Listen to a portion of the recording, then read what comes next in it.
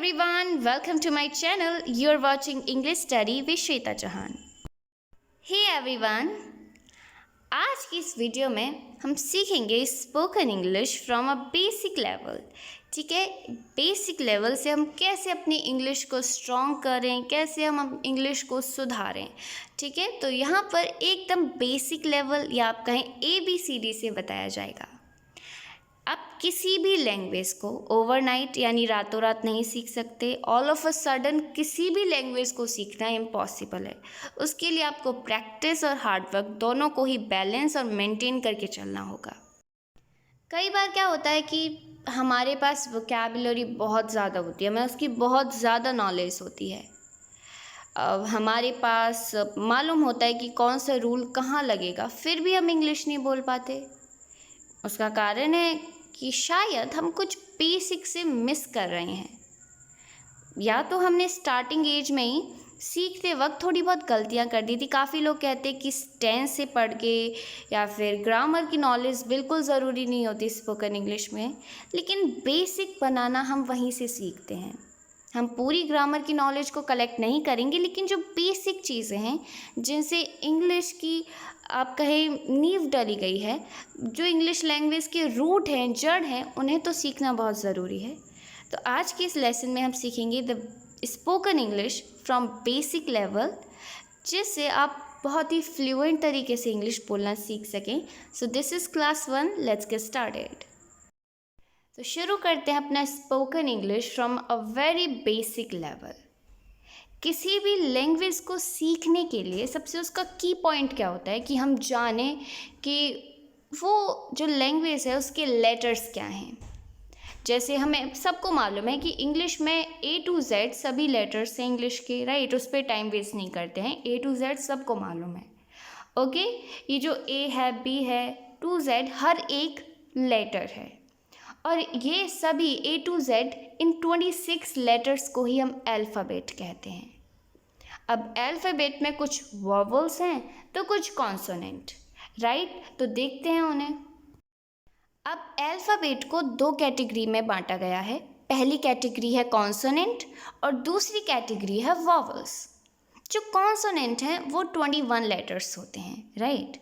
जैसे 26 लेटर्स में 21 तो हो जाते हैं हमारे कॉन्सोनेंट और 5 हो जाते हैं हमारे वॉवल्स. तो कॉन्सोनेंट पे इतना ध्यान ना दीजिए, वॉवल्स बहुत ज़्यादा इम्पॉर्टेंट है, क्योंकि हम स्पोकन इंग्लिश सीख रहे हैं. हम सीख रहे हैं कि इंग्लिश को कैसे बोला जाता है, तो उसके लिए वॉवल्स का एक अहम किरदार है. आप ये समझ सकते हैं कि वॉवल्स स्पोकन इंग्लिश की पहली सीढ़ी है. अब वॉवल्स क्यों इतने इम्पॉर्टेंट है, इन्हें क्यों पढ़ना चाहिए, क्यों ये पहली सीढ़ी है, लेट मी टेल यू. क्योंकि वॉवल्स से हमें पता चलता है किसी वर्ड के साउंड के बारे में, कि जब हम बोलेंगे उसे तो कैसा साउंड होगा, राइट. तो प्रोनाउंसिएशन में तो बहुत ज़्यादा इम्पॉर्टेंट है वॉवल्स. और साथ ही जब हम आर्टिकल्स को देखेंगे, जैसे A, N, द, और कभी कभी द को दी भी प्रोनाउंस करते हैं, तो वो क्या रूल्स होते हैं. ये सभी पॉइंट्स बहुत छोटे छोटे हैं. अगर शुरुआती स्टेज में सीख लिए जाएं तो हम बहुत बड़ी बड़ी मिस्टेक से बच सकते हैं, राइट. काफ़ी लोग इस पॉइंट को जब सीखते हैं इंग्लिश तो इसको थोड़ा सा अवॉइड करते हैं, because they seem too simple. ये बहुत ज़्यादा सिंपल दिखते हैं, but on the other hand ये बहुत ज़्यादा इम्पॉर्टेंट भी है. तो बहुत अच्छा होगा अगर आप वॉवल्स को फर्स्ट स्टेज पर ही सीखें. तो हमारे वॉवल्स हैं A, E, I, O, U. ये 5 हैं और साउंड जितने भी है वो इन्हीं से आती है. तो जब भी बोलें आप इन्हें तो कई बार रिपीट कीजिए, और बाय प्रैक्टिस आपको पता चल जाएगा. जब भी कोई आप शब्द सुनेंगे, आप एक इमेजिनेशन उसकी स्पेलिंग लिख पाएंगे, आपको पता चल जाएगा कि कौन सा साउंड यूज़ हुआ है, right. So focus on vowels and focus on sound. अब हम लेटर्स को तो सीख ही चुके हैं. A to Z हर एक लेटर है. लेटर जो है पहली इकाई है, और लेटर के बाद हम सीखते हैं वर्ड बनाना. वर्ड यानी शब्द किसी भी भाषा के रूट होती हैं, जड़ होते हैं शब्द. अब मान लीजिए फॉर एग्जांपल हमारे पास लेटर है B एक लेटर है, लेकिन अगर B से मैं बुक कहूँ तो वो वर्ड हो जाता है, क्योंकि हमने BOOK इन लेटर्स को कलेक्ट किया और इन लेटर को कलेक्ट करके एक मीनिंग निकल के आ रहा है जो है किताब, तो ये वर्ड बन गया, राइट। तो लेटर्स का समूह जो एक अर्थ दे वही वर्ड्स बन जाते हैं, वही शब्द बन जाते हैं। अब वर्ड के बाद आता है सेंटेंस।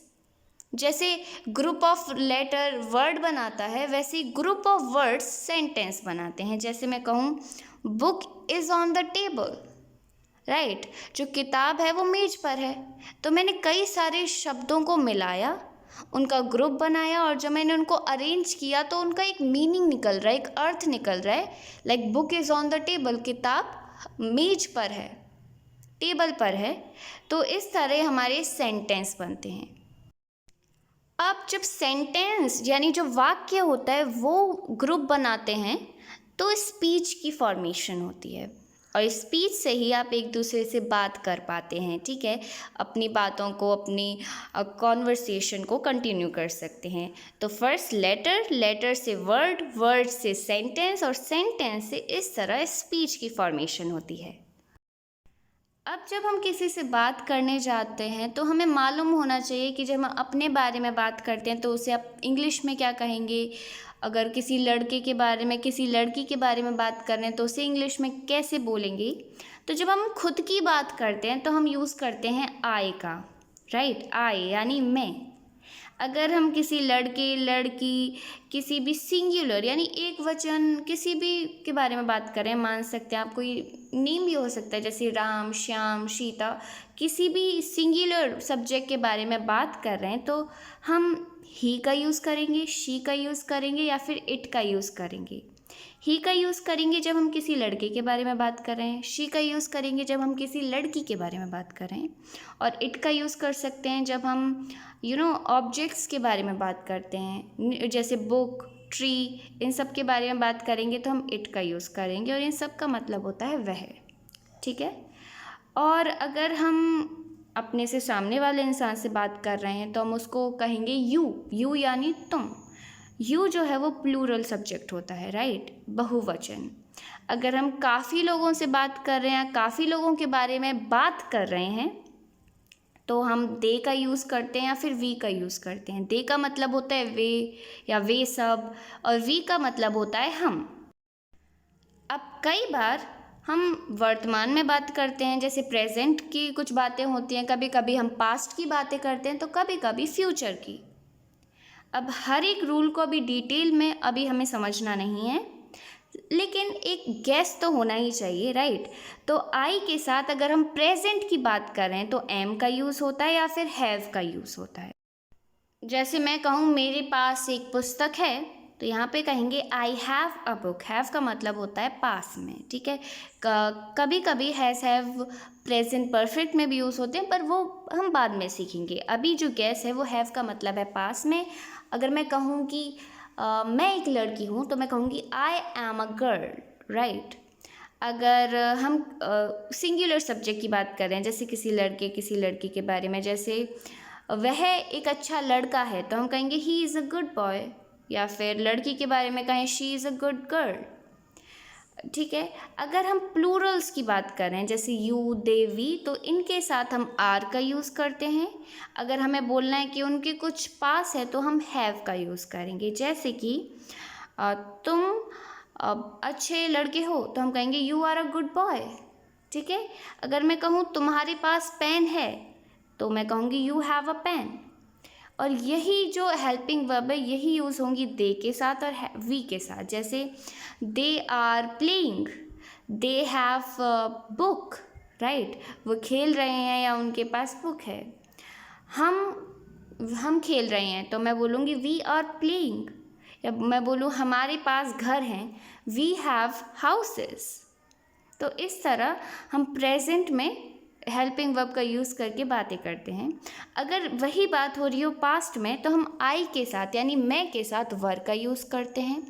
ही, शी, इट के साथ जब भी हमें सिंगुलर के साथ बात करनी हो तो हम वॉज का यूज़ करते हैं।